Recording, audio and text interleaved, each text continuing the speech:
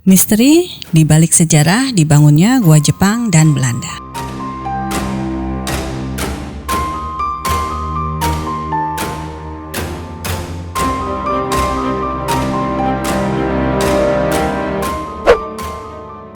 Halo Sobat Jemen, Bandung merupakan destinasi favorit yang banyak dikunjungi di akhir pekan.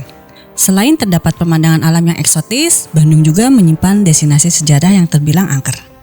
Terutama jika Sobat Jemen singgah ke kawasan Taman Hutan Raya Insinyur Haji Juanda Dago Pakar. Di sana, kalian bisa merasakan sensasi alam yang menyejukkan di dekat kota. Bukan hanya menyuguhkan pemandangan alami saja. Terdapat juga gua peninggalan zaman penjajahan yakni Gua Jepang dan Gua Belanda.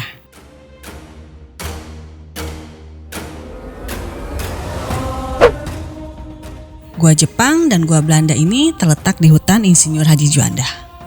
Tepatnya di Desa Ciburial, Dago Pakar, Bandung, Jawa Barat. Kedua gua tersebut dibangun dengan tahun yang berbeda. Gua Jepang dibangun pada tahun 1942 dan Gua Belanda dibangun pada tahun 1912. Nah, berbicara tentang sejarah Gua Jepang dan Gua Belanda, memiliki pembangunan yang sangat kelam. Pemerintahan Jepang memaksa rakyat Indonesia bekerja siang dan malam untuk membangun gua yang panjang lorongnya hampir kira-kira mencapai 350 meter. Dari semua lorong yang ada di Gua Jepang, 3 diantaranya dirumorkan sebagai lorong jebakan dengan benda-benda tajam yang dapat menusuk orang yang berani masuk.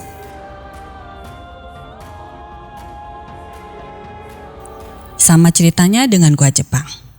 Pemerintahan Belanda juga menggunakan sistem rodi untuk membangun gua mereka. Beberapa catatan di museum bahkan tercatat tidak hanya pria, mereka juga memperkerjakan wanita sebagai budak sekaligus selir bagi para penjajah. Banyak sekali korban yang berjatuhan, mulai dari anak kecil hingga orang dewasa. Dan konon, para pekerja yang meninggal dalam membangun kedua gua tersebutlah yang membuat Gua Belanda dan Gua Jepang terasa mencekam.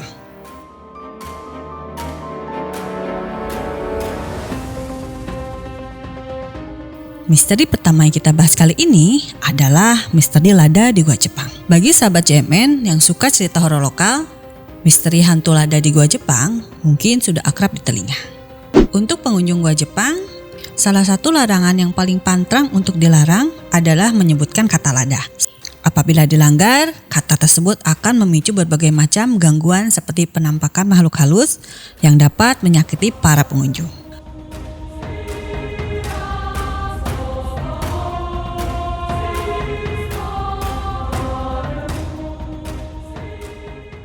Selain itu, dalam bahasa yang digunakan masyarakat Bandung yaitu bahasa Sunda, kata lada berarti pedas. Namun bukan itu alasan mengapa kata lada dilarang diucapkan dalam Gua Jepang. Konon, kata lada berasal dari leluhur setempat yang sangat dihormati masyarakat yaitu Eyang Lada Wisesa.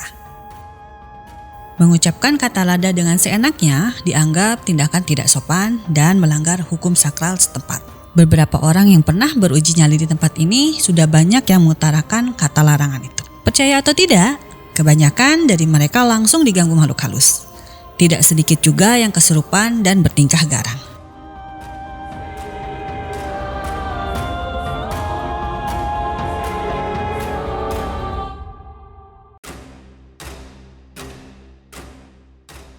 Misteri berikutnya yaitu suara tangisan wanita misterius Gua Belanda. Gua Belanda dikelilingi oleh banyak pepohonan, sehingga lebih gelap dan lebih dingin. Belum lagi, minimnya ventilasi di dalam gua ini yang membuat keadaan semakin membuat para pengunjung tidak betah diam lama-lama di dalamnya. Tetapi bukan itu saja loh yang membuat orang-orang enggan masuk ke dalam gua ini. Tetapi karena kisah tangisan seorang wanita misterius yang selalu terdengar apabila situasi sedang hening dan sepi.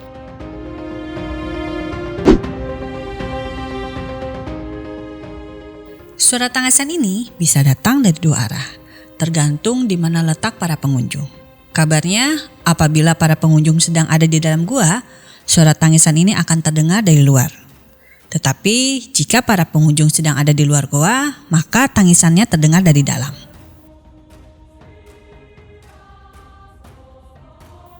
Belum ada yang memastikan sejarah di balik cerita ini. Akan tetapi, rumor yang berterbangan dari kuping satu ke kuping yang lainnya mengatakan bahwa tangisan tersebut berasal dari wanita yang meninggal akibat diperkosa oleh para kompeni Belanda. Nah, Sobat JMN, percaya atau tidak dengan misteri tersebut, semuanya dikembalikan kepada pribadi masing-masing. Bagaimana menurut pendapat kalian mengenai tempat yang satu ini? Sekian Jurnalisa kali ini, dan tunggu episode berikutnya yang akan mengulas tempat yang menarik lainnya dari berbagai daerah Jawa Barat. Jangan lupa subscribe, komen, dan like-nya ya.